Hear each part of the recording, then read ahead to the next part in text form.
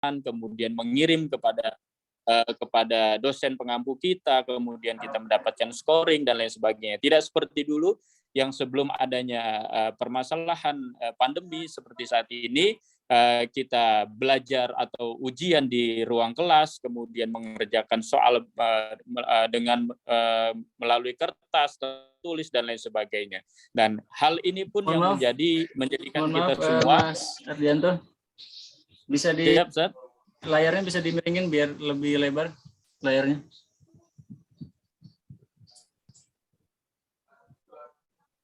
Ya, mantap. Syukron. Ya. Nah, saya lanjut, mohon izin Ustaz Afwan. Slide selanjutnya.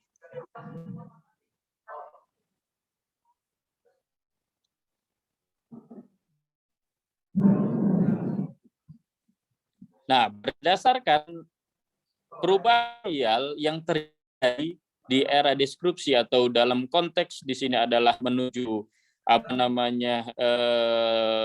pendidikan yang lingkupnya sudah membuat perubahan pada sisi ajaran, kemudian dalam konteks sistem pelajaran dan juga dalam lingkup pencarian materi dan lain sebagainya. Di sini pun adanya dampak yang dibilang bisa mengakibatkan perubahan sosial di pendidikan ini terjadi. Yang pertama itu adalah dampak positifnya. Nah, sisi positif dari sebuah perubahan sosial bagi pendidikan adalah dapat meningkatkan taraf pendidikan dalam kehidupan masyarakat sehingga dapat menghasilkan manusia yang siap menghadapi perubahan sosial tersebut. Jadi, untuk menghadapi era disrupsi 4.0 dan juga nanti 5.0 dan seterusnya. Nah, sebenarnya apa yang kita laksanakan saat ini atau perubahan sosial yang kita temui saat ini di lingkup bidang pendidikan akan mengarahkan kita untuk menghadapi era-era yang akan datang. Nah, itu untuk sisi positifnya. Namun ada sisi negatifnya atau dampak negatifnya, yaitu dari suatu teknologi yang begitu pesat saat ini, kemudian membuat banyak pengaruh budaya dari luar yang merasuk pada kehidupan dan cara hidup. Kemudian siaran televisi dan akses internet yang sudah bisa dilakukan di mana saja menjadi tantangan tersendiri bagi dunia pendidikan untuk mengantisipasinya. Nah, karena mudahnya akses, karena teknologi yang sudah sangat canggih dan sudah sangat berkembang, kita dengan sangat mudah mendapatkan informasi-informasi yang ada di internet, atau kita dengan sangat mudah berselancar di internet untuk menggali apa yang kita inginkan, apa yang kita mau. Nah, dari situlah perlunya untuk membendung bagaimana supaya tidak melampaui batasan-batasan daripada nilai pendidikan itu sendiri. Nah, mungkin itu yang dapat kami sampaikan. Untuk selanjutnya akan disampaikan oleh Mas Zaki. Terima kasih.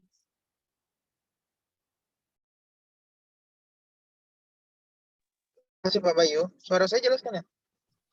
Jelas. Oke. Nah, lalu kita akan membahas perubahan sosial budaya pendidikan terutama COVID-19. Nah, seperti kita tahu COVID-19 bukan hanya masalah kesehatan, tetapi juga berdampak kepada seluruh lingkup kehidupan bermasyarakat gitu. Nah, pada akhir tahun 2019, awal tahun 2020 terjadi keadaan luar biasa ketika mencari caranya mengubah beberapa kebiasaan, menelaah kembali apa yang harus dilakukan ke depan.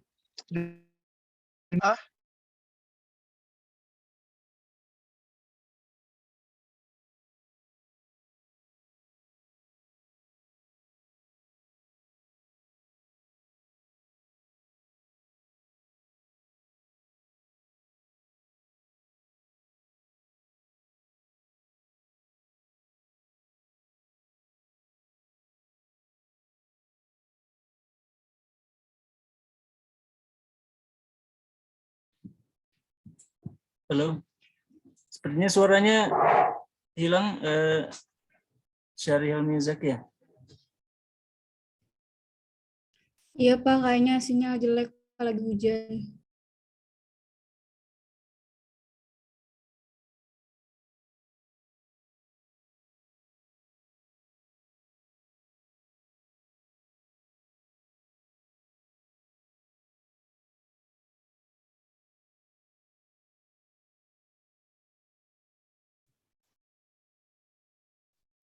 Oke, sepertinya keluar Syari Mizaki. Gimana kelompok saya tuh? Masih banyak materinya? Pangeran dan Ardianto Bayu.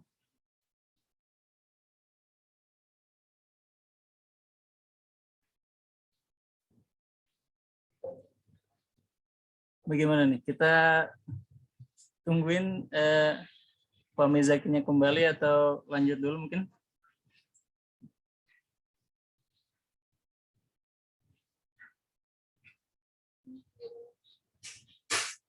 Lanjut dulu saja ya. Gimana menurut teman-teman? Udah masuk lagi, Pak. Udah masuk lagi? Oh, Udah masuk lagi, Pak Dokter. oh alhamdulillah ya. Oke.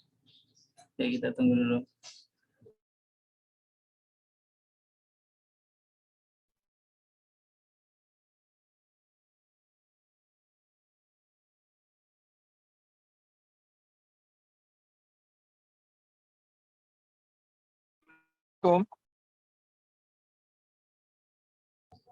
Waalaikumsalam, ahlan wa sahlan. Sinyal. Ya baik. Kita ya. Ini masalah jadi yang merubah segala aspek dalam kehidupan sosial bermasyarakat, maka perlu pendidikan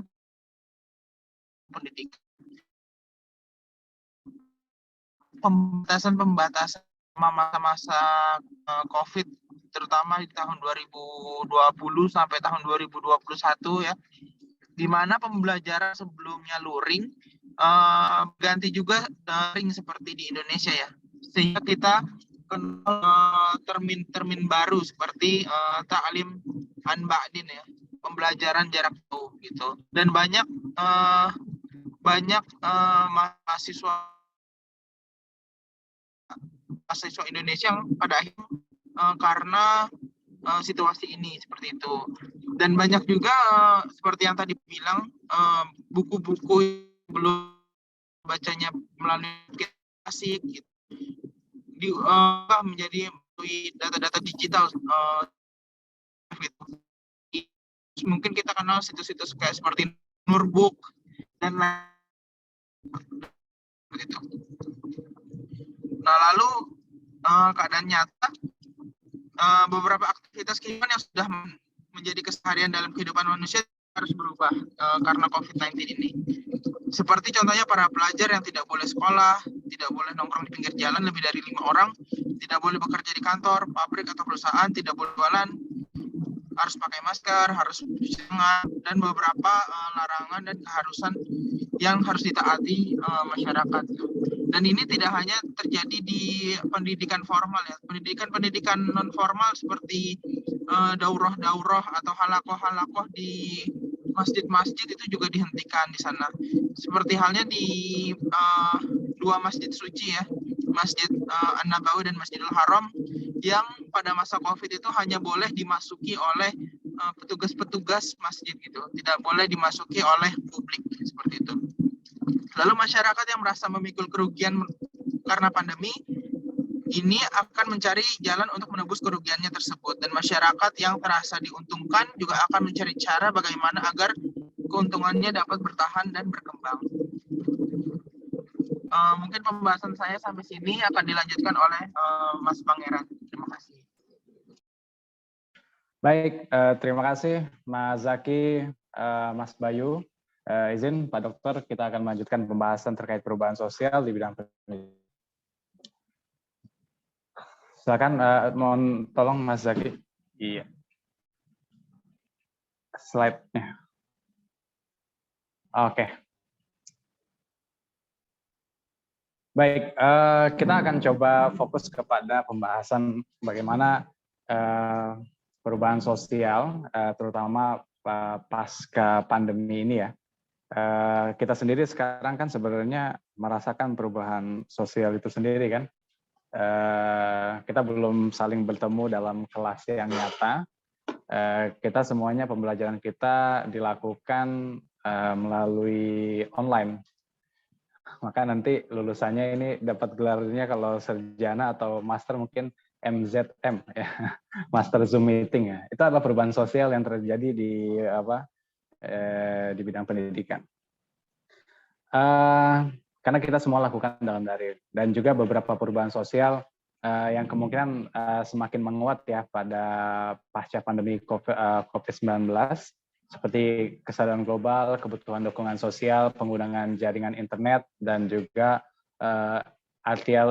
artificial intelligence yang akan makin mewarnai dalam kehidupan kita sehari-hari. Baik, kita harus tahu bahwasanya pendidikan adalah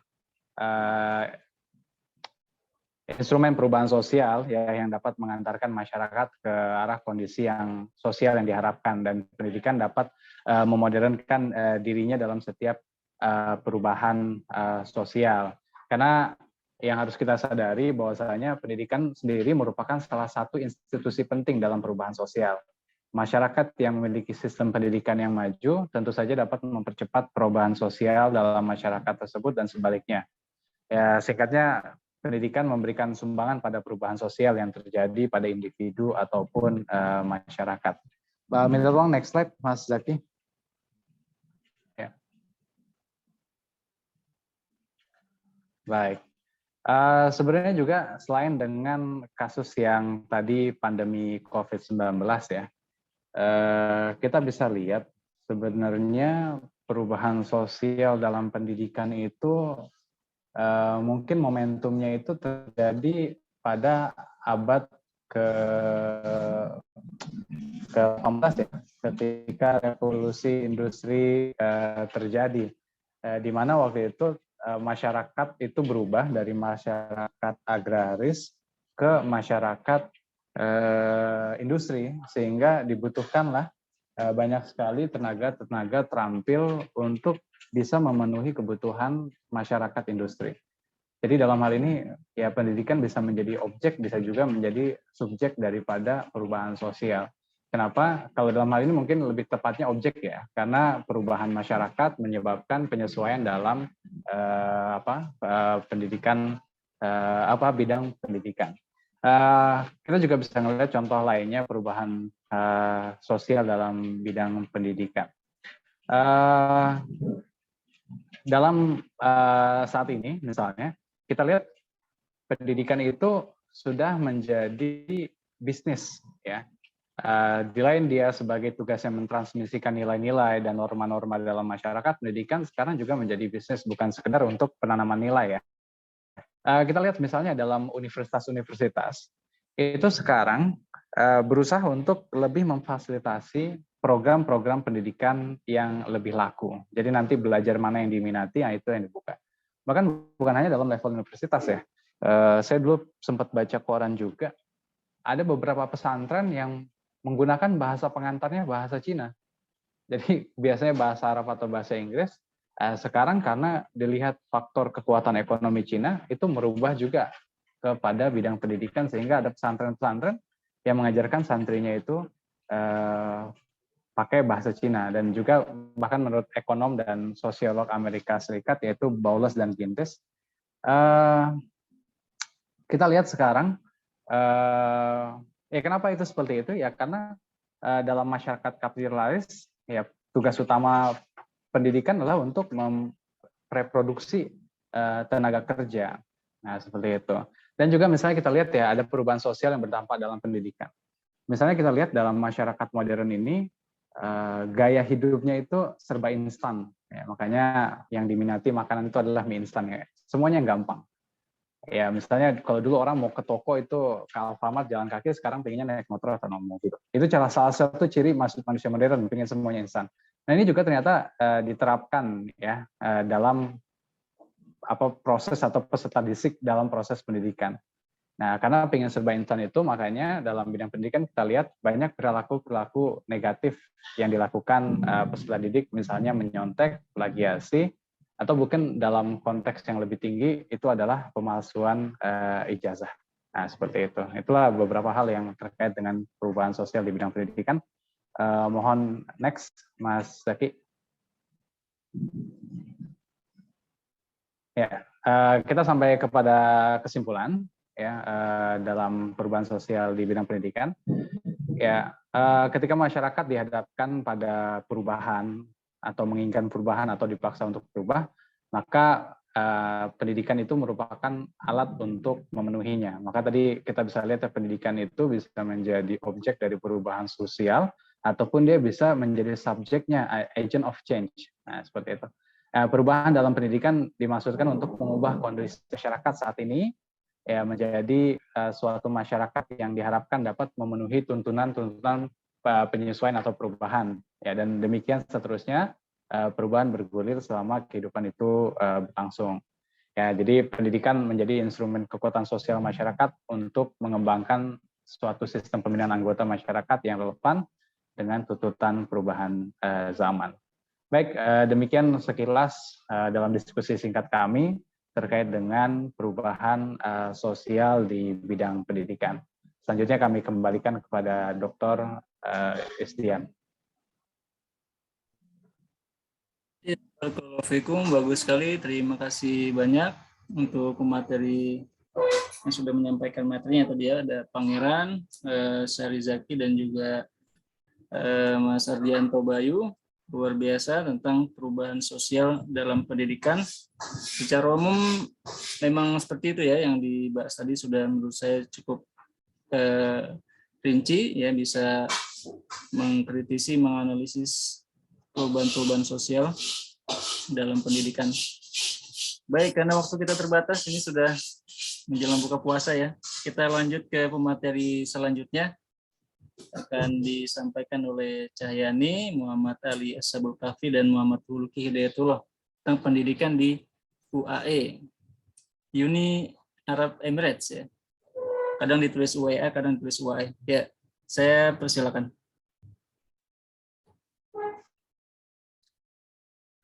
Al-Mukarram, Ustaz Isdian, Assalamualaikum warahmatullahi wabarakatuh. Waalaikumsalam warahmatullahi wabarakatuh. Alhamdulillahilladzi ja'ala Ramadan syahrus syam wa syahrul qiyam awal syahrul Ramadan rahmah wa awsatu maghfirah wa akhiruhu isqu minan nar wa salatu wassalamu ala sayyidina wa habibina Muhammadin sayyidil anam wa ala alihi wasbil kiram amma ba'du. Baik, pertama-tama saya ucapkan terima kasih nih buat teman-teman yang sudah memberikan kami kesempatan untuk presentasi. Kami membawakan tema perubahan sosial dalam pendidikan yang terjadi di Uni Emirat Arab.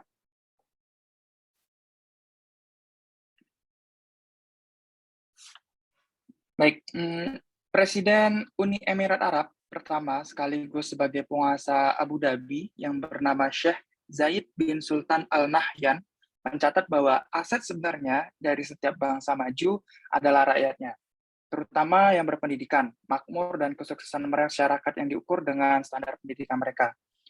Hal ini dibuktikan setelah ditemukannya minyak, kemudian ekonomi semakin baik sehingga Presiden bisa memberikan fasilitas pendidikan yang baik bagi laki-laki dan perempuan. Di awal ditemukannya minyak berdasarkan tabel yang bisa kita lihat di sini bahwa pendidikan milik pemerintah ataupun swasta sama-sama mengalami kenaikan yang bagus. Peningkatan pendidikan terus dilakukan oleh Uni Emirat Arab sampai saat ini. Sekolah-sekolah negeri di Uni Emirat Arab didanai oleh pemerintah dan memiliki tujuan yang sama dengan pembangunan Uni Emirat Arab. Bahasa pengantar sehari-hari adalah bahasa Arab dan Inggris. Pada masa awal sekolah di Uni Emirat Arab menggunakan metode hafalan. Namun, dirasa kurang efektif sehingga sedang dicari metode pembelajaran yang lebih efektif dan tetap melestarikan tradisi lokal, prinsip dan identitas budaya Uni Emirat Arab. Sebelum ditemukannya minyak, banyak penduduk Uni Emirat Arab yang mengalami buta huruf dan tidak memiliki keterampilan. Pada tahun 1952, hanya ada sedikit sekolah formal di negara ini, dan baru pada awal 1970, setelah oil booming, pertama banyak kemajuan yang dicapai dalam bidang pendidikan. Pada tahun 1975, tingkat melek huruf orang dewasa laki-laki adalah 50% dan perempuan 31%. Di sini menunjukkan bahwa di tahun 75 sampai tahun 90 adanya peningkatan yang sangat signifikan. Di sini contohnya dari tingkat melek huruf orang dewasa laki-laki berkisar di 54% dan perempuan di 31%. Dan disinilah pemerintah ingin mendorong program ini dengan meluncurkan program K12 untuk meningkatkan sistem pendidikan di Uni Emirat Arab.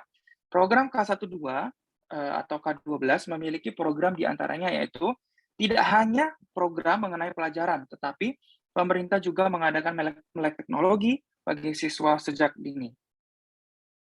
Dengan majunya tingkat pendidikan kemajuan teknologi juga ikut berkembang. Contohnya, pemerintah di Uni Emirat Arab mengembangkan sistem sekolah sesuai dengan standar internasional dengan mengenalkan teknologi informasi ke semua tingkat, termasuk taman kanak-kanak. Pemerintah menyediakan 1 komputer untuk setiap 10 anak taman kanak-kanak dan tiap 5 anak murid sekolah dasar 1 komputer. Kemajuan ini membuat peningkatan kualitas di Uni Emirat Arab semakin baik dan semakin bisa menyamai negara maju di Eropa dan Amerika. Di sini, pendidikan di tingkat dasar dan menengah bersifat universal dan wajib sampai kelas 9. Ini terjadi dalam proses 4 tingkat selama 14 tahun. Di sini lihat di dalam tabel tadi, kalau sehingga kemelekan atas melek huruf itu sangat menjadi standar Uni Emirat Arab dalam memajukan kemajuan di bidang pendidikan, lalu diikuti dengan teknologi. Di sini, anak usia 4-5 tahun berada di tingkat pendidikan TK, taman kanak-kanak. 12-14 tahun berada pada tahap persiapan. 15-17 tahun bersekolah di sekolah menengah dan mendapatkan sertifikat sekolah menengah. Lalu diikuti dari 12 atau 18 tahun khusus untuk sekolah menengah teknik. Selain K21 yang khusus untuk pendidikan dasar, pemerintah juga memiliki program untuk pendidikan tinggi, yakni mencakup pendidikan tingkat universitas. Berdasarkan sumber dari website resmi Kedutaan Besar Uni Emirat Arab, menyatakan bahwa terdapat 13 universitas negeri, swasta, dan termasuk sekolah teknik. Selain itu, pemerintah juga menyediakan sekolah bagi warga yang berkebutuhan khusus dengan mendirikan pusat penyembuhan dan rehabilitasi dan bekerja sama dengan pihak supaya anak kebutuhan khusus juga bisa mengikuti berbagai kegiatan. Jika Uni Emirat Arab tidak mengalami oil booming, maka ekonomi Uni Emirat Arab tidak akan mengalami perubahan. Dan hal itu juga berdampak pada pendidikan Uni Emirat Arab. Bukti-bukti di atas tadi yang saya sebutkan menunjukkan kemajuan pendidikan Uni Emirat dari setelah oil booming sampai dengan sekarang yang semakin maju, dan bahkan banyak sekolah Uni Emirat Arab sudah mendapatkan akreditasi nasional. Nah, selanjutnya nanti akan dijelaskan bagaimana dampak setelah adanya oil booming terhadap pendidikan Uni Emirat Arab dan beberapa faktor-faktor yang mempengaruhinya. Silakan dilanjutkan oleh Mbak Cahyani. Bismillahirrahmanirrahim. Assalamualaikum warahmatullahi wabarakatuh. Apakah sudah terdengar suaranya? Waalaikumsalam warahmatullahi wabarakatuh. Kedengeran? Pak, sebelumnya mohon maaf ya Pak kalau nanti di tengah-tengah presentasi saya agak kaget karena petirnya agak kenceng. Oh iya, siap, nggak apa-apa. Oke.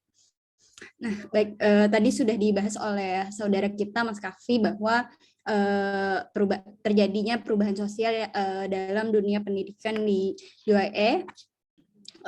Sekarang saya akan membahas lebih lanjut terkait perkembangan pendidikan yang ada di UAE. Nah, bentuk pendidikan paling awal di Uni Emirat Arab adalah katatib. Nah, yaitu tulis menulis. Eksistensi pendidikan di masjid yang berfokus pada ajaran Islam dan dasar-dasar membaca serta menulis pada seorang syekh. Nah, pada saat ini siswa atau murid, terutama anak laki-laki itu diajar atau dibimbing oleh seorang alim ulama. Nah, pada akhir abad ke-19 terjadi perubahan mendasar dalam pendidikan karena wilayah tersebut mengalami kekayaan yang lebih besar menyusul dengan ledakan yang tadi sudah dijelaskan oleh Mas Kahfi sebelumnya. Terkait penyebab perubahan paling mendasar dalam dunia pendidikan di UAE. Nah, dengan kekayaan baru ini, terutama selain dari minyak dan mutiara, permintaan terhadap pendidikan itu meningkat hingga pada tahun 1912 sekolah swasta pertama dibuka di Dubai dan Sharjah. Nah, pada saat itu banyak negara telah membuka sekolah menggunakan kurikulum dan guru dari negara-negara Arab tetangganya yang mulai adanya pergeseran ke arah pendidikan yang lebih sekuler begitu. Perkembangan ini sempat terhenti karena industri mutiara yang pada saat itu runtuh pada tahun 1940. Nah, pada tahun 1950 situasi ekonomi telah membaik dan sekolah mulai berkembang. Hal ini dilakukan dengan dukungan Syekh Abdullah Salim As-Sabah dari Kuwait. Nah, saat itu ia berusaha mengembangkan sistem pendidikan yang lebih maju dengan memberikan dukungan kurikuler dan pendanaan untuk para guru-guru asing untuk mengajar di UAE. Nah, pendanaan dari Syekh ini kemudian juga mengarah pada pembukaan sekolah negeri modern pertama di Sharjah pada tahun 1953. Next slide, Mas.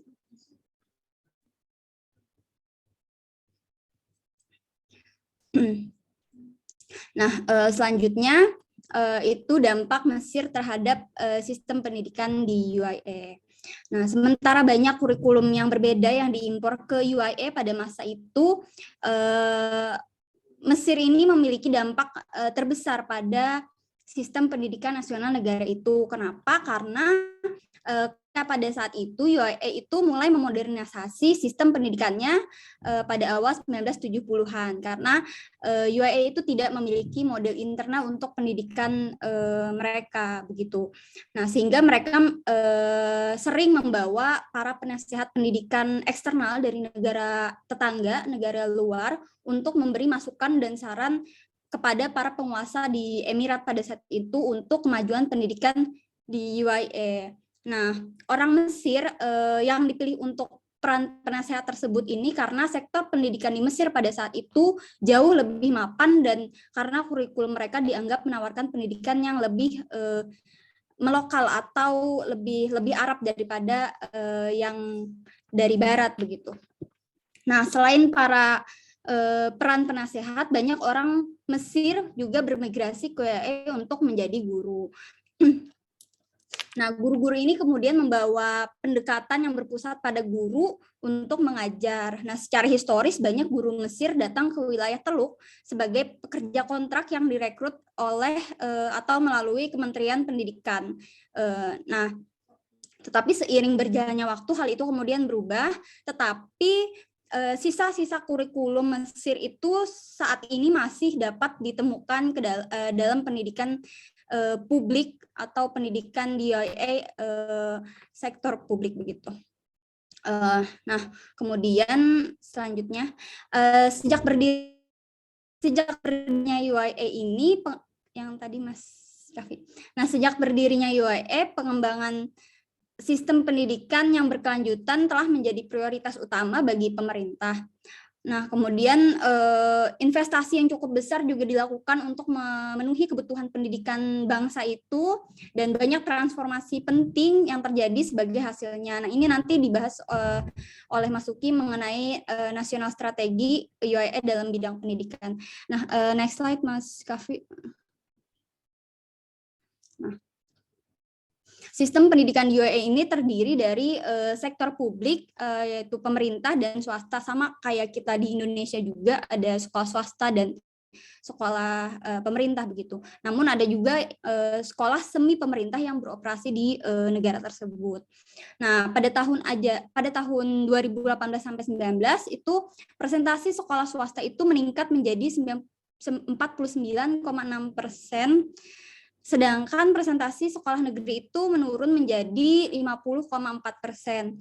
Nah, peningkatan di sekolah swasta itu terjadi karena ada perubahan atau tren yang menonjol di UIE, yang mana pendirian sekolah swasta itu 2 kali lebih banyak daripada sekolah negeri di UIE. Nah, tetapi tidak di semua daerah terjadi seperti hal itu. Di Abu Dhabi itu malah sebaliknya, sekolah di sektor publik itu yang lebih banyak diminati oleh orang-orang karena di sana banyak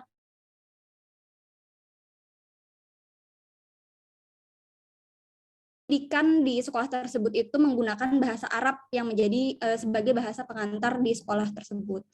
Nah, kemudian ada juga inisiatif untuk siswa berkebutuhan khusus di UIE. Pada tahun 2008 itu ada proyek nasional inklusi penyandang kebutuhan khusus diperkenalkan oleh pemerintah. Nah, program ini menyoroti bahwa pentingnya menyediakan fasilitas ataupun kesempatan pendidikan dan mengintegrasikannya secara sosial kepada orang-orang yang berkebutuhan khusus dalam sistem sekolah negeri maupun swasta. Next slide, Mas Kavi. Nah, selanjutnya terkait pendidikan tinggi di UIE. Nah, pendidikan tinggi di UIE ini terdiri dari institusi publik, semi publik, dan swasta, sama pada umumnya seperti itu. Nah, perguruan tinggi ini berada di bawah naungan Kementerian Pendidikan yang bertanggung jawab menetapkan kebijakan dan akreditasi perguruan tinggi. Nah, selama bertahun-tahun belakangan ini telah terjadi peningkatan pesat dalam jumlah institusi pendidikan tinggi yang terakreditasi. Itu yang semulanya pada tahun 90-an itu masih 5, tapi di tahun 2020 itu sudah menjadi 77. Nah, namun jumlah pastinya itu sebenarnya sering berubah karena ketika ada institusi baru yang dibuka, sementara yang lainnya ada yang tutup atau kemudian menggabungkan institusi dengan institusi lama begitu. Nah, next slide, Mas Kavi. Nah, ini teman-teman bisa lihat jumlah lulusan perguruan tinggi yang meningkat dari tahun ke tahun di UIE. Nah, jumlah lulusan itu didominasi oleh kaum perempuan yang angkanya lebih tinggi 2.000 orang lebih dibandingkan laki-laki. Nah, next slide, Mas Kavi. Nah, jumlah mahasiswa pencari gelar internasional di UIE ini meningkat dari 48.000 pada tahun 2011 itu menjadi 77.463 pada tahun 2016. Nah, akibatnya institusi pendidikan tinggi di UIE, terutama yang swasta, itu memiliki lembaga mahasiswa internasional yang sangat beragam. Nah, ini kita bisa lihat jumlah mahasiswa internasional di UIE itu mulai dari negara-negara Arab, kemudian dari Asia, dan lain sebagainya. Nah, akhirnya dari sini kan kita bisa melihat bahwa terjadinya perubahan atau peningkatan atas di semua tingkat sekolah, terutama di perguruan tinggi. Nah, dalam menghadapi itu, kemudian Kementerian Pendidikan UIE itu menerbitkan rencana strategis negara mereka yang berfokus pada peningkatan pendidikan tinggi dan kapasitas penelitian untuk menciptakan ekonomi berbasis pengetahuan sebagai kontribusi untuk mencapai tujuan pembangunan berkelanjutan. Ya, hal tersebut selanjutnya akan dibahas secara lebih mendalam oleh rekan kita, Mas Huluki. Monggo, Mas Huluki. Baik, terima kasih Yani dan Mas Kavi.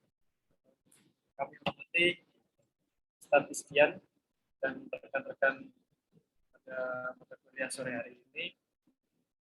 Kami melanjutkan next, Mas Kavi. Ya, saya akan masuk kepada pembahasan yang lebih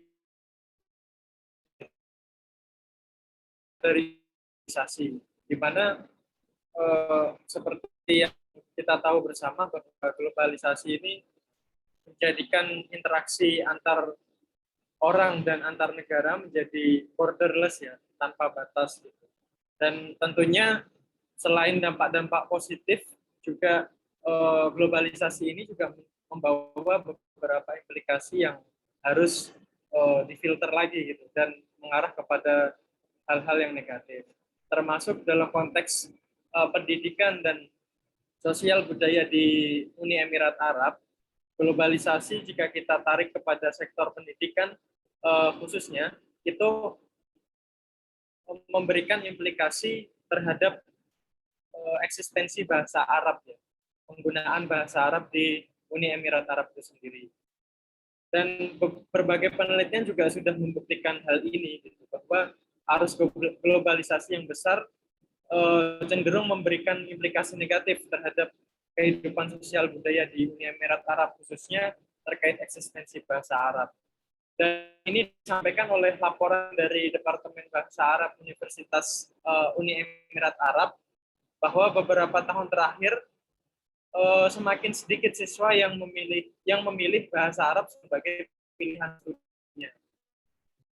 Ini tentunya didorong atau disebabkan oleh berbagai faktor ya.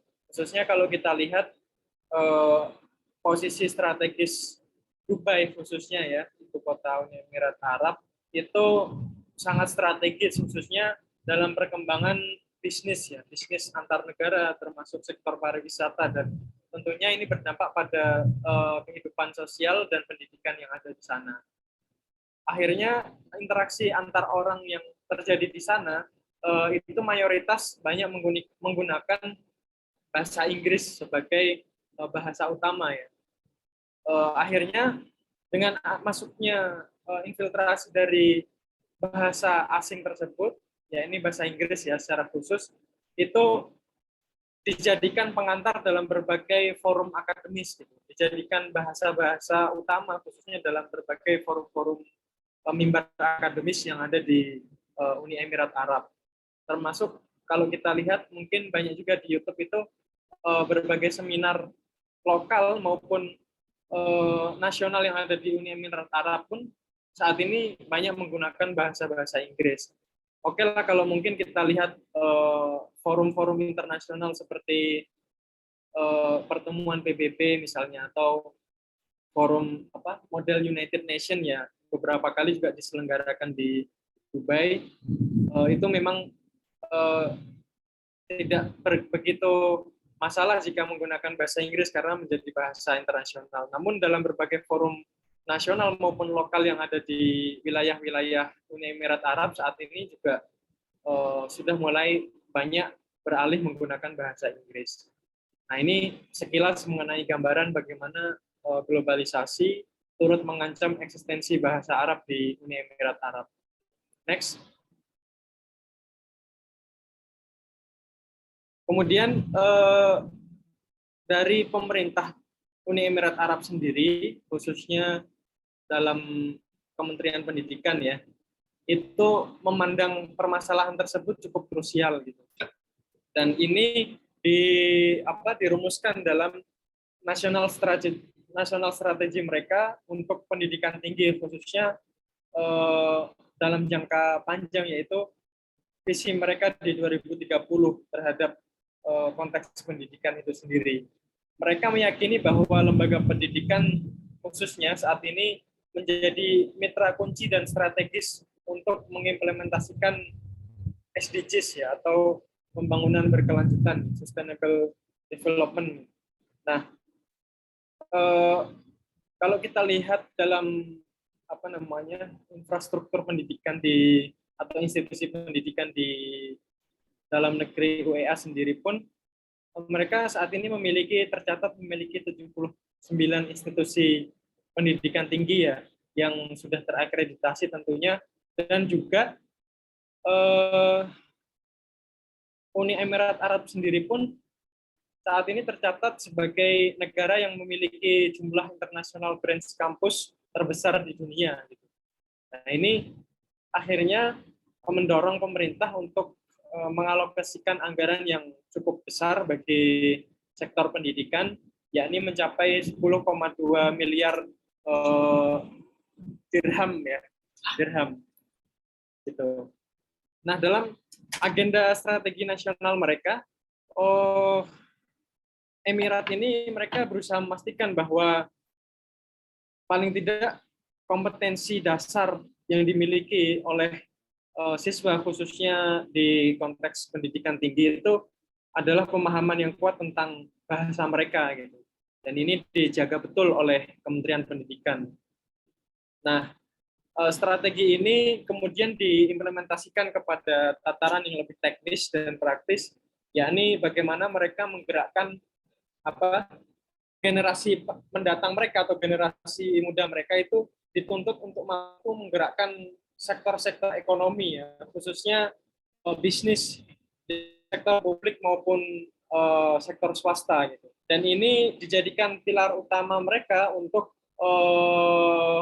membangun pendidikan yang lebih berkualitas, efisien dan inovatif. Dan terakhir juga poin yang terakhir adalah bagaimana mengharmonisasi seluruh elemen yang ada. Itu kurang lebih bagaimana gambarannya strategi nasional mereka untuk mencapai visi di 2030. Ya, selanjutnya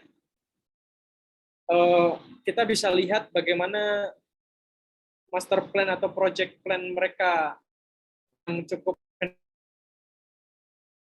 menjadi perhatian ya, atensi dunia, yakni Mars Project Plan. Jadi mereka buat yang namanya itu amal ya.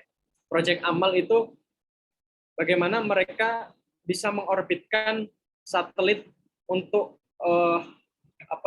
untuk memonitor perkembangan Mars gitu, perkembangan planet Mars dan potensinya untuk dikembangkan sebagai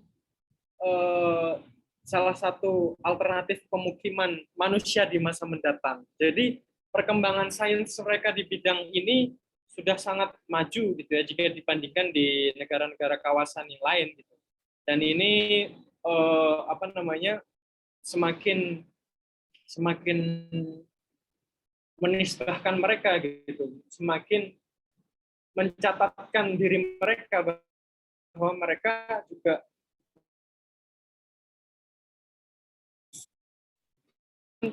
perkembangan atau penggodokan satelit ini pun juga saya rasa secara pribadi ya itu memakan waktu yang tidak begitu lama gitu. Dimulai dari project plan ini digaungkan ya atau direncanakan pada 2015, 2020 mereka sudah launching satelit itu untuk orbit dan akhirnya berhasil mengorbit pada kalau tidak salah waktu itu tanggal 9 Februari 2021. Dan hingga saat ini dan monitoring terhadap planet Mars itu masih terus dilakukan. Bahkan di tahun lalu kalau tidak salah itu mereka berhasil menangkap gerakan aurora yang langka terjadi di Mars gitu. Dan itu dipublikasikan di kanal-kanal media mainstream maupun kanal-kanal ilmiah gitu. Ini sangat menarik ya.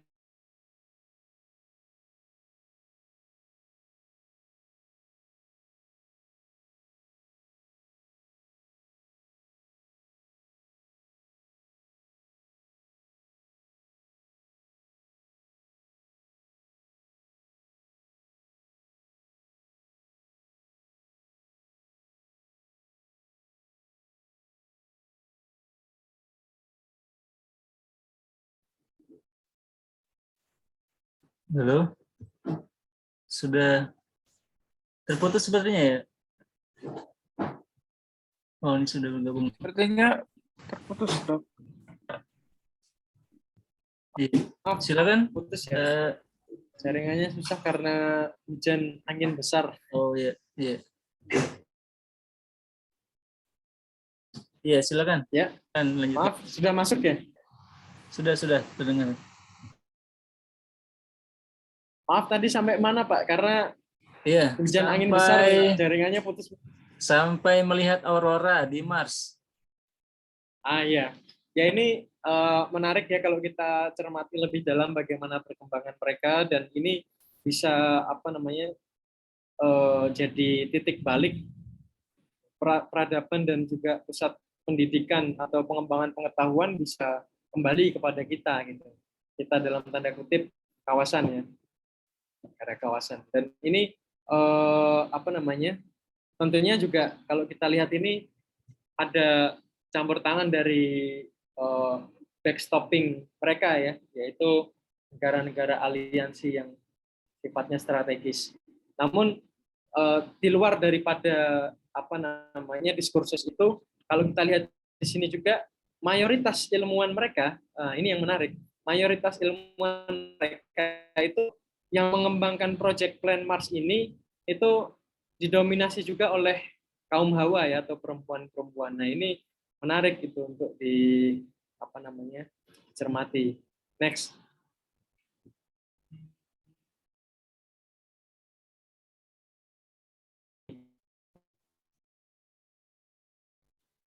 Halo, maaf. Masih terdengar nggak ya? Ya, masih. Maaf. Nah, ini tadi yang baik tadi. Ya, ini catatan juga dalam sejarah bahwa mereka menjadi negara di kawasan pertama yang mencapai mampu mengorbitkan satelit di Mars ya.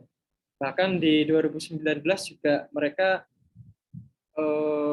apa namanya berhasil mengorbitkan atau menerbangkan astronot pertama juga, Haza Al-Mansuri, untuk riset di luar angkasa. Dan ini tadi saya sampaikan juga mayoritas dikelola oleh para ilmuwan perempuan. Dan ini menjadi kekuatan pendorong atau pendobrak ya reformasi sosial di sana untuk memberikan ruang yang lebih besar pada peran-peran perempuan di ruang publik maupun berbagai sektor yang strategis.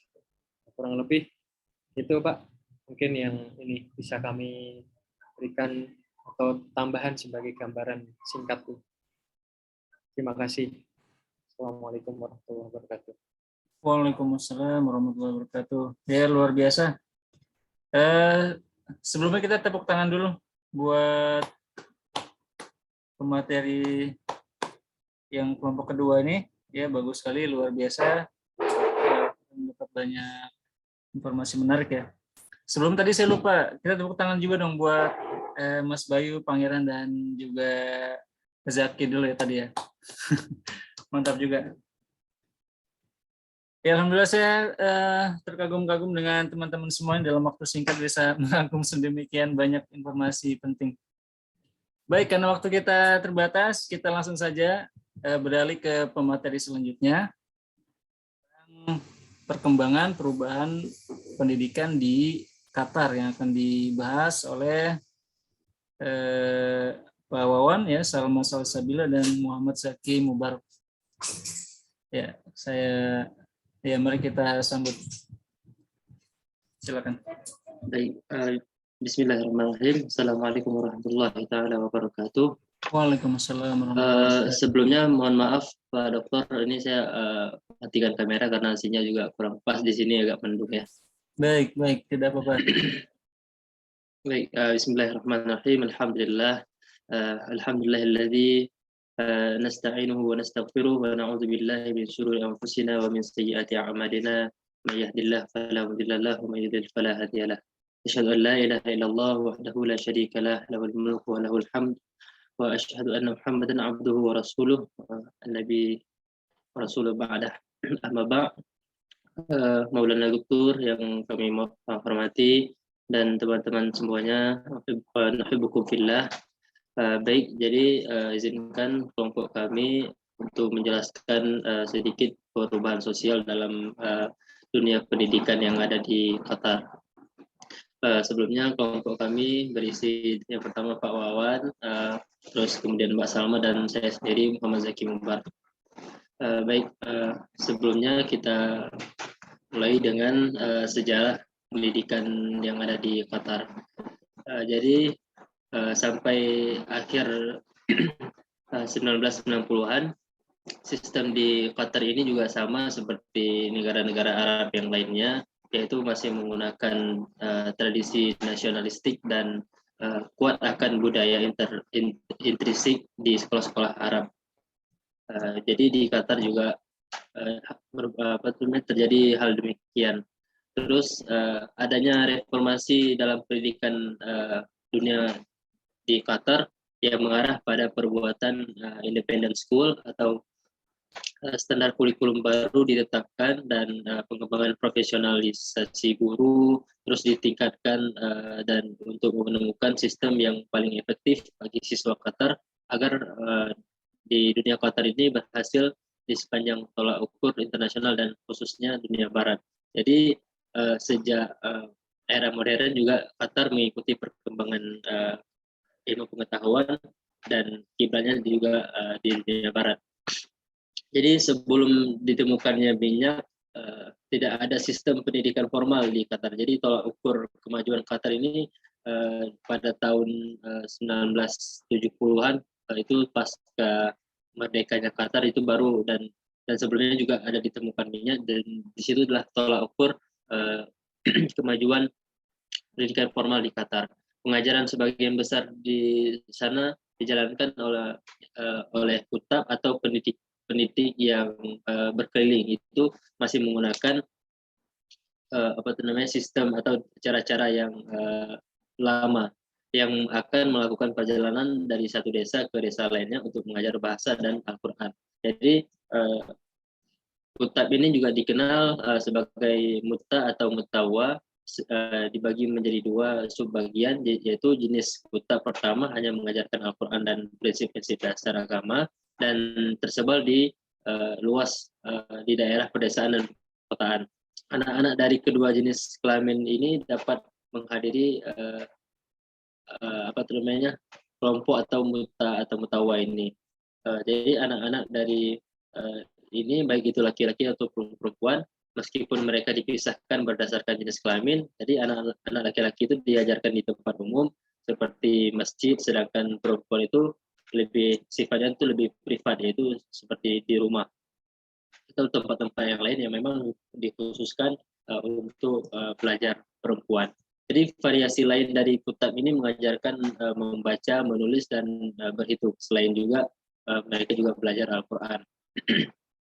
Mereka itu juga hanya ditemukan di permukiman kota-kota besar seperti Doha dan dihadiri oleh anak-anak dari keluarga yang kaya. Adapun beberapa batasan pada kutab ini banyak diantaranya berasal dari kurangnya kualifikasi instruktur yang mempekerjakan guru atau di sini ustadz-ustazahnya. Baik, mungkin bisa di next slide-nya Mbak Salwa. Jadi ini tahun-tahun di mana sejarah pendidikan Qatar yang kita tahu bahwa di tahun 1947 mereka juga belum mengenal pendidikan formal dan ini juga jauh sebelum Qatar atau negara Qatar itu merdeka. Jadi sebelum merdeka juga mereka sudah membuat sebuah kementerian pendidikan khusus yaitu pada tahun 1957. Terus kemudian setelah Qatar merdeka, mereka juga mulai Qatar merdeka di tahun 1971, mereka juga mulai berinvestasi di bidang pendidikan. Jadi ini berinvestasinya sudah mulai ke arah yang modern. Jadi dibukalah pertama itu pendidikan College of Education di Qatar itu pada tahun 1973 dan kemudian yang pada tahun 1977 itu nanti dibentuk Universitas Negeri Qatar yang berbasis ilmu pengetahuan yang berkiblatnya ke barat.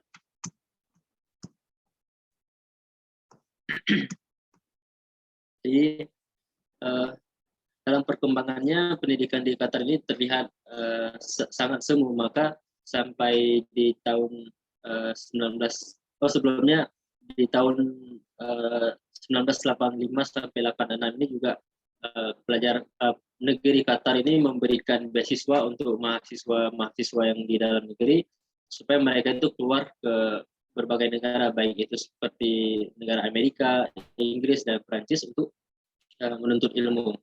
Namun di tahun 1995 pemerintah juga nanti akan dijelaskan oleh Pak Wawan, pemerintah ini juga membentuk seperti Qatar Foundation, yaitu ini sebagai bentuk sebuah organisasi non-profit yang digerakkan dan didukung oleh pemerintah untuk merevolusi sistem merevolusi sistem pendidikan dengan program-program yang dicanangkan oleh Qatar Foundation, yaitu salah satunya baik seperti Education City maupun banyak juga program-program yang lainnya. Jadi dalam rentang waktu 1970 sampai 1995 ini proses pendidikan di Qatar ini juga masih belum ada efisiensinya atau peningkatan yang baik. Mungkin selanjutnya akan dibahas oleh Mbak Salma. Tafadhali, Mbak Salma.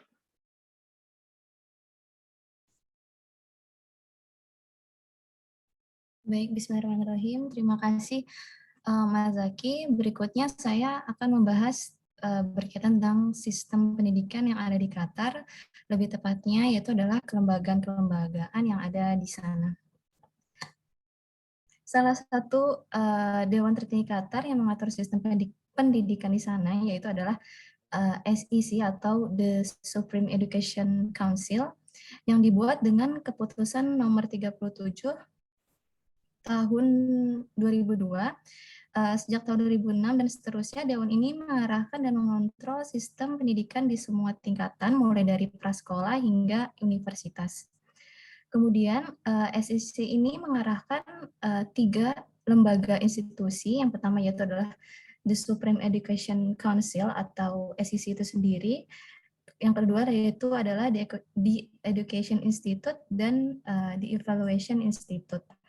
Jadi yang pertama yaitu adalah SEC itu sendiri atau lembaga pendidikan, di mana mereka yang sebagai lembaga yang mengembangkan standar kurikulum di Qatar. Kemudian selanjutnya adalah lembaga evaluasi, di mana mereka melakukan penilaian nasional terhadap pembelajaran siswa di sekolah Qatar. Yang terakhir yaitu adalah Institut Pendidikan Tinggi yang membantu siswa di Qatar untuk mendaftar ke perguruan tinggi. Selanjutnya, ini adalah Kementerian Pendidikan atau Dewan Pendidikan Tinggi. Mereka ini dibentuk pada tahun 1956. Kementerian Pendidikan saat ini mendukung sekolah swasta dengan inspeksi fasilitas pendidikan, layanan kesehatan, listrik, dan air. Kemudian personalnya juga mereka dikonsolidasikan ke dalam Dewan Pendidikan Tertinggi pada tahun 2009.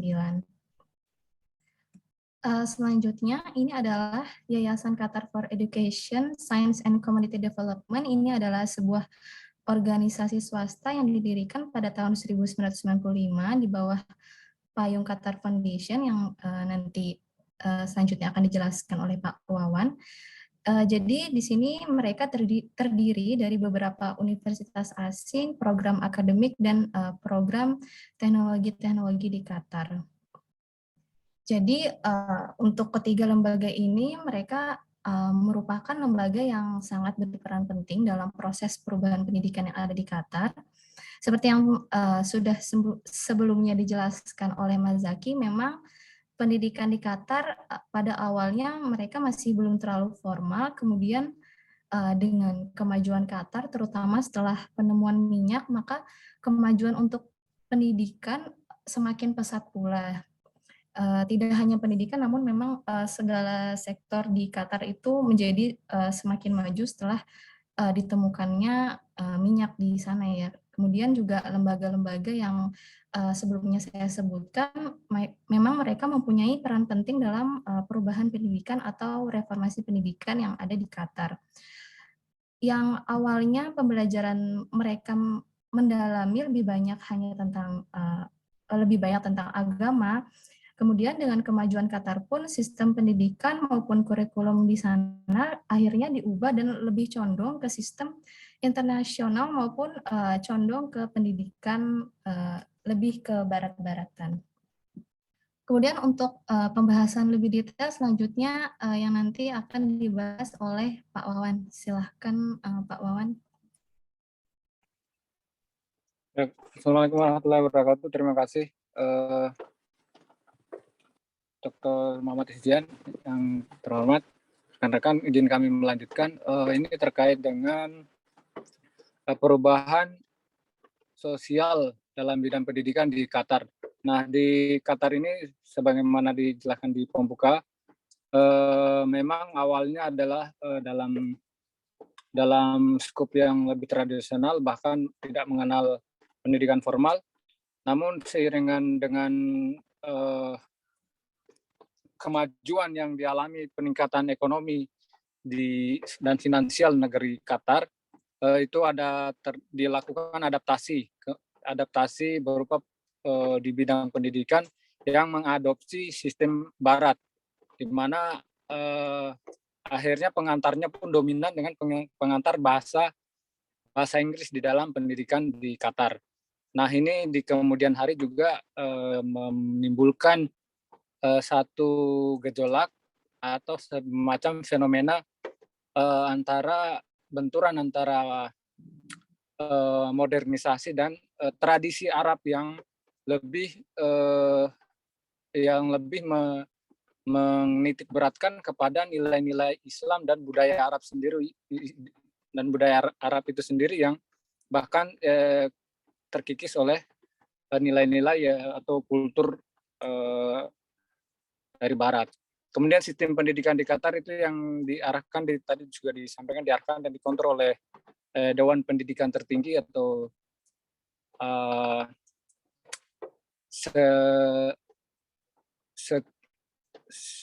apa namanya itu?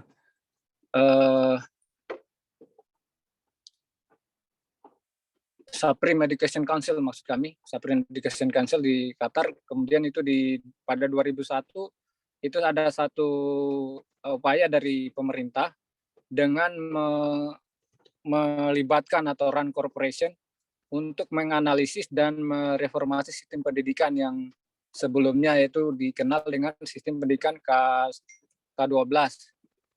Nah, itu dilakukan gerakan seperti itu dengan tujuan untuk mendukung visi nasional Qatar 2030, yang mana salah satu pilar utamanya adalah pengembangan manusia melalui pendidikan.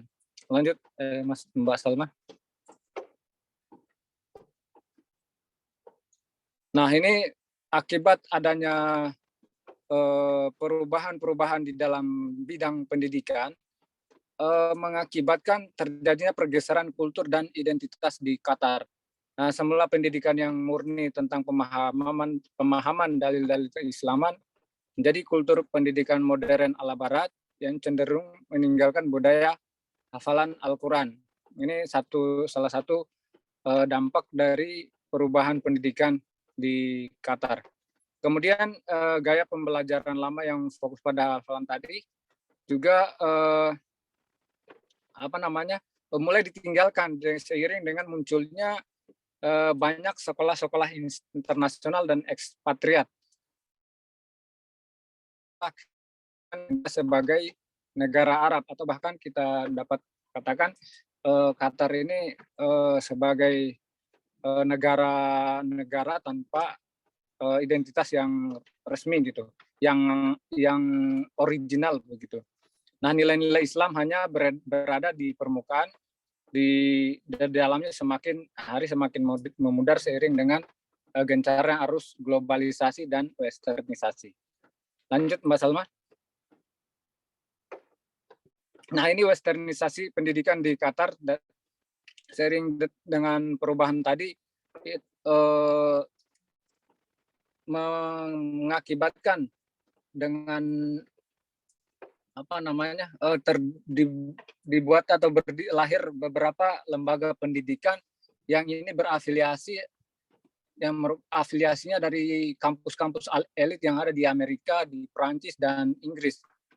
Nah, di sini dapat kita lihat ada Virginia Commonwealth University, ini didirikan pada tahun 1998, kemudian Weill Cornell Medical College pada 2001, dan Texas University 2003, dan seterusnya. Dan yang terakhir ini Qatar Foundation ini sebagai lembaga pendidikan dan atau lembaga institusi yang menggawangi berbagai program-program, termasuk di dalamnya program pendidikan. Nah, ini yang mengakibatkan bagaimana gelombang arus modernisasi atau yang cenderung pada westernisasi ini menimpa Qatar, dan itu sedikit banyak memang memicu perubahan sosial di Qatar, di mana setidak-tidaknya karena sebagian besar penduduk Qatar ini adalah ekspatriat dan penduduk aslinya justru menjadi minoritas. Ini yang mengakibatkan terjadi konflik antara pendatang dan penduduk asli atau disebut dengan suku asli di penduduk asli Arab di Qatar. Lanjut Mbak Salma. Nah, ini ada Qatar Foundation, salah satunya adalah di mana ini menjadi payung organisasi yang memberikan fasilitas termasuk riset dan pengembangan pendidikan untuk menuju sebuah masyarakat berbasis pengetahuan maju atau modern. Standar yang digunakan adalah standar dunia, dan ini dihadapkan pada nilai-nilai atau norma Arab Qatar. Lalu seperti yang kami jelaskan di awal, bahwasanya hanya sepertiga siswa yang belajar di kampus-kampus terkemuka di Qatar ini, dan warga asli Qatar justru menjadi minoritas. Kemudian masyarakat asli Arab merasa ditinggalkan dengan pengantar bahasa dalam lembaga-lembaga pendidikan yang tidak lagi menggunakan bahasa Arab atau lebih mementingkan kepentingan para pendatang. Lanjut Mbak Salma. Nah, itu mungkin barangkali yang sedikit yang bisa kami sampaikan mengenai perubahan sosial yang terjadi dalam bidang pendidikan di Qatar, di mana ekspansi besar-besaran dari produk-produk atau kampus-kampus barat juga memberikan sumbangsi perubahan nilai-nilai yang ada di dalam kultur dan budaya di negara Arab. Terima kasih. Demikian yang bisa kami sampaikan. Wabillahi taufiq wal hidayah. Wassalamualaikum warahmatullahi wabarakatuh. Kami kembalikan ke Ustadz Istian. Terima kasih.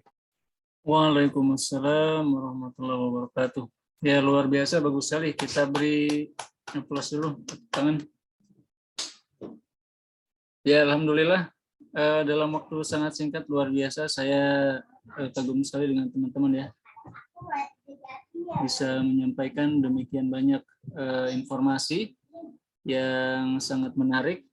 Tadi saya bisa mengambil sekilas-sekilas ya dari materi pertama dari Mas Bayu, Mas Pangeran, dan juga Mas Zaki ya, tentang perubahan sosial dari offline ke online ya. Ini menarik, termasuk juga perubahan industri. Sampai kata Pangeran tadi ada yang pesantren juga menggunakan bahasa Cina ya. Nah, itu luar biasa menarik. Dan ini menarik juga ya. Kalau teman-teman sendiri mungkin kita perlu buat survei juga. Kira-kira lebih suka online atau offline gitu ya. Kalau saya pribadi pernah buat semacam survei di Manfaat Jakarta, tempat saya ngajar juga. Di sana mereka mayoritas lebih suka offline ya. Tapi kalau teman-teman mungkin sadari, ternyata kuliah offline itu lebih mahal ya. Karena memakan banyak biaya. Misalkan ongkos ya, belum lagi kalau kita makan di luar itu biaya lagi. Jadi sebuah penelitian saya baca, itu biaya pendidikan menurun hingga 40% ya, dengan adanya pembelajaran online. Jadi ada sisi positif pada negatif, dan itu perlu kita sadari ya. Meskipun semangat berbeda ya. Jadi salah satu survei, di dalam survei ada siswa Manfaat, mereka mengatakan kalau belajar offline itu lebih semangat gitu ya, lebih bisa nanya. Tapi kalau online itu lebih malas ya, dan lain sebagainya. Nah, tadi menarik juga ya pemaparan dari materi ketiga tentang pendidikan non formal di Qatar, kemudian ada Yayasan Qatar untuk Pendidikan, kemudian visi Qatar 2030 termasuk westernisasi pendidikan Qatar. Ya, itu sebuah fenomena menarik di negara Teluk ya. Qatar dan Uni Emirat menurut saya mirip-mirip ya. Kebetulan saya pernah ke Qatar dan Uni Emirat cuma transit doang ya. Jadi tidak sampai nginep ya, jadi cuma transit doang. Jadi saya melihat memang di sekitar situ ya orangnya kebanyakan orang India. Bisa dikatakan ya betul tadi ya, sekitar mungkin 60% yang kita temui bandara itu orang India, orang Arabnya lebih sedikit ya. Dan yang menurut saya menarik juga adalah Uni Emirat Arab ya, tadi sudah digambarkan oleh pemateri kedua ya, Ashabul Kahfi, Mbak Cayani dan Mas Fuluki tentang bagaimana Uni Emirat Arab sudah mulai merambah dunia luar angkasa ya, bahkan mereka sudah menerbangkan astronot Arab pertama di dalam sejarah dunia. Nah, ini menarik sekali ya. Dan negara-negara Teluk ini juga menjadi motor kalau menurut saya, meskipun kalau saya pribadi memandang negara Teluk ini bagian dari tanda-tanda kiamat ya. Kalau teman-teman baca dalam salah satu hadis, Rasulullah bersabda bahwa salah satu tanda kiamat itu apabila ada penggembala-penggembala yang dulu miskin, ya jalan saja tanpa alas kaki, mereka akhirnya mendirikan gedung-gedung tinggi. Dan saat ini gedung tertinggi ada di Dubai ya. Nah, itu sudah menjadi tanda-tanda kiamat itu. Dan nanti ada saingannya lagi, sudah mau dibangun ya. Sementara itu Saudi Arabia juga mau buat gedung kota baru ya, kota Neom. Nah, itu kan kita bahas insya Allah di pertemuan selanjutnya tentang perubahan-perubahan sosial yang ada di Saudi Arabia. Ya. Dan di Emas sudah ada satu kuis ya, teman-teman bisa cek juga. Dan saya sebenarnya menyiapkan satu video di situ ya. Mungkin bisa kita lihat juga. Ya, tapi kayaknya ini sudah mau azan ya. Mungkin teman-teman bisa buka sendiri saja nanti ya. Videonya saya menautkan 2 video di situ tentang sejarah Uni Emirat Arab dan juga Qatar. Dan untuk presentasi hari ini saya lihat alhamdulillah semuanya bagus-bagus sekali ya. Luar biasa dalam waktu singkat. Saya penasaran ya teman-teman bagaimana cara mengatur waktunya ya dengan kegiatan yang pastinya juga banyak tapi juga bisa menyelesaikan tugas. Mungkin satu orang bisa cerita, siapa mungkin? Cayani, bagaimana suka dukanya menyelesaikan tugas hari ini? Pingsan, Pak. Gimana? Mau pingsan. Mau pingsan, Masya Allah. Iya. Pak, sekalian usul Pak, boleh nggak Pak? Silakan. Kalau minggu depan kita agak majuin Pak, biar selesainya nggak mepet maghrib, gimana Pak? Oh, boleh. Jam berapa berarti? Boleh. Saya kosong sih sebelum itu juga. Atau mau jam berapa? Takutnya yang lain bentrok nanti kegiatannya. Atau kita selesaikan saja jam 5:30 kali ya? Gimana menurut teman-teman?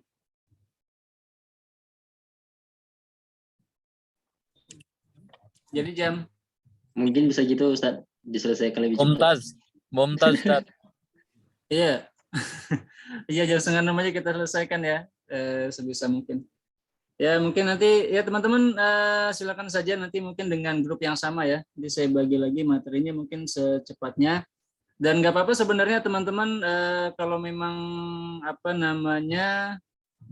belum buat materinya, kita pas hari hanya juga tidak apa-apa ya. Saya beri waktu beberapa menit dan ya seperti itu mungkin. Dan teman-teman juga bisa kasih komentar ke saya lagi ya dengan gaya seperti ini. Ini saya coba mempraktekkan yang diajarkan di pelatihan student center learning ya.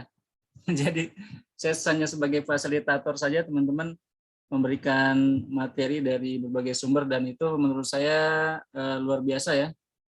Kinerja teman-teman sangat luar biasa, saya mengapresiasi. Tepuk tangan sekali lagi buat semuanya. Dan saya cukupkan teman-teman, terima kasih banyak.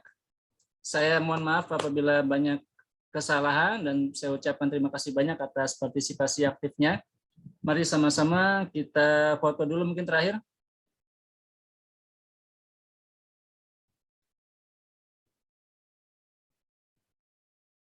Oke, Hitung ya Pak.